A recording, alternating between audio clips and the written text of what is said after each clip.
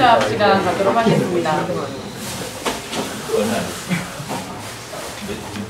네. 소비자 대행사 본사가 윈윈하려면 어떻게 해야 되는지 거기 그 해답을 이제 아까 안 주셔가지고 그거 궁금합니다.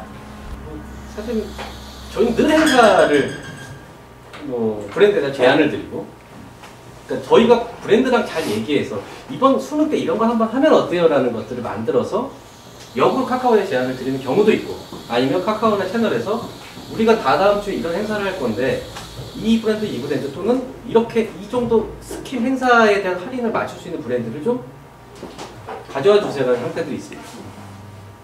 앞서 말씀드렸던 것처럼 고객들한테 노출을 하려면 카카오 입장에서는 메인 배너가 만약에 5개라고 예를 들면 모든 브랜드를 다 넣을 수는 없어요.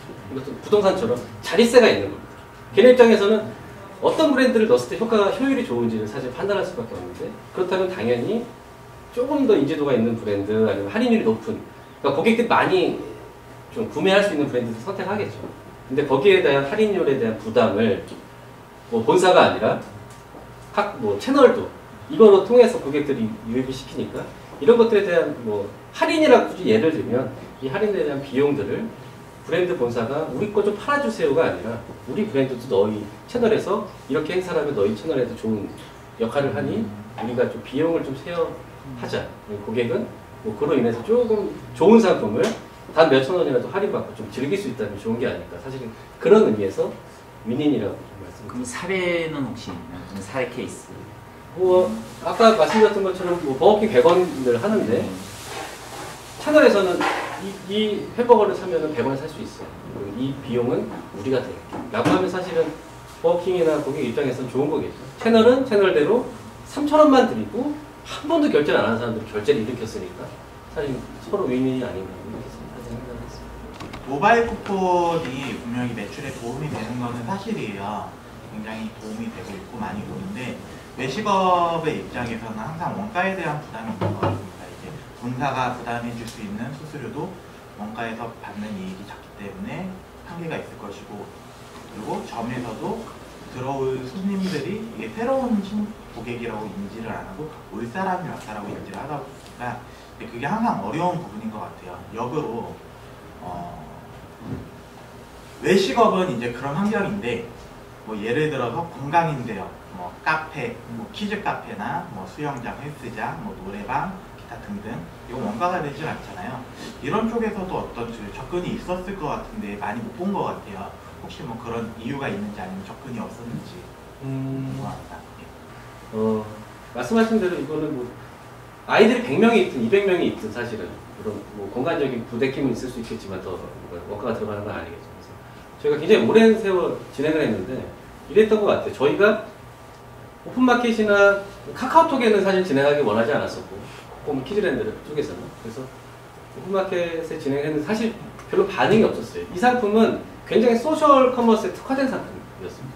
소셜 커머스만 올려놓으면 1년 12달 30% 할인이라는 가격을 책정해놔도 아이들 계속 태어나고 5세가 내년에 4세가 5세 되고 하니까 계속 수요는 있었어요.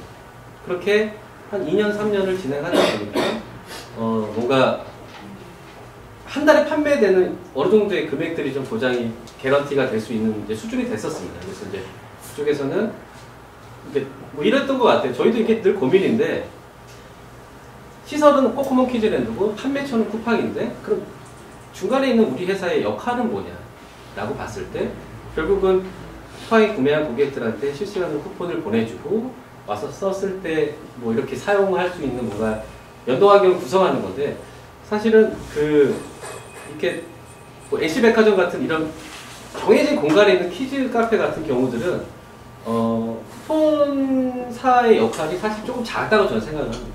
그러다 보니까 어느 기간이 넘어가니까 코코몬 키즈랜드 쪽에서는 쿠팡이랑 직접 아니면 티몬이랑 직접 다이렉트로 진행을 하고, 매장이 이렇게 많지가 않잖아요. 매장 전부 해봤자 10몇 개 하니까 그냥 쿠팡에서 제공하는 어드민에 고객 핸드폰 뒷자리만 가지고서 얼마든지 입장을 시킬 수 있는 뭔가 이제 모바일 상품권에 대한 연동 환경이나 이런 시스템적인 것들이 관여도가 좀 적었던 것 같아요.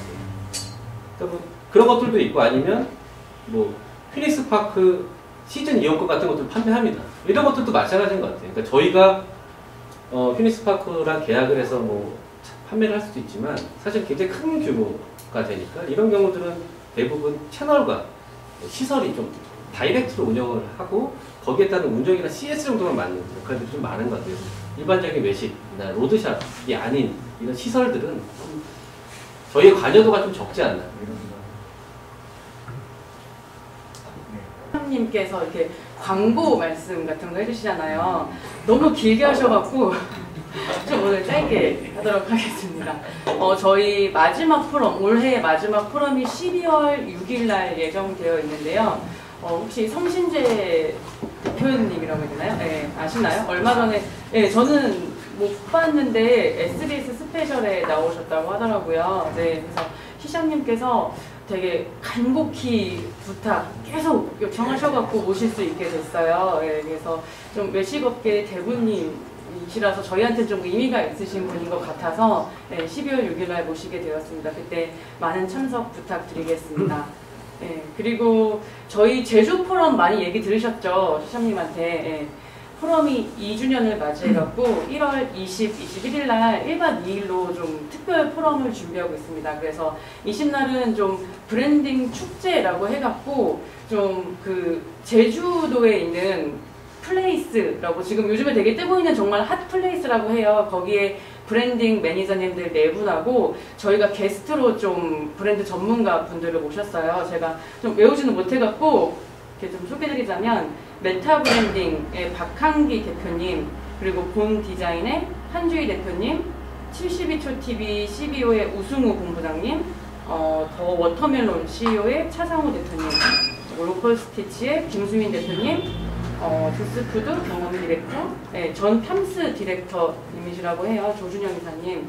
이렇게 모시고 좀 4개의 세션으로 나눠서 좀 키노트 형식으로 강의도 하고 브랜딩에 대해서 토론하는 형식으로 좀 그날 특별 포럼이 진행될 것 같습니다. 그리고 둘째 날은 저희 어메이징 레이스 아시죠? 뭐 중국 베이징편 했었는데 이번에 좀 제주도에서 좀 이렇게 특별하게 맛집 찾고 이렇게 좀 미션 같은 거를 주려고 해요. 그래서 좀 재미있게 좀 투어하는 형식으로 그렇게 진행하려고 합니다.